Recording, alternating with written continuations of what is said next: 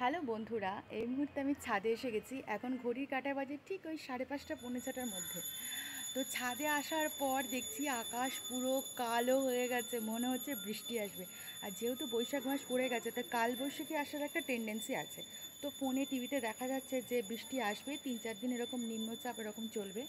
তো বেশি কথা বলছি না, একবার আপনাদের দেখিয়ে দিই কালবৈশাখী ঝড়ের আগাম বার্তা। কেমন দেখতে লাগছে এই মুহূর্তে আকাশটা, দেখছেন কীরকম আকাশটা? ফোনে আমি কতটুকু দেখাতে পারছি আমি ঠিক জানি না, কিন্তু যে কী অপূর্ব লাগছে এই মুহূর্তে আপনাকে বলে বোঝাতে পারবো না আপনাদের সবাইকে। আর চারদিকটা একবার দেখিয়ে দিই। এই দেখো, বৃষ্টি আসবে আসবে করছে।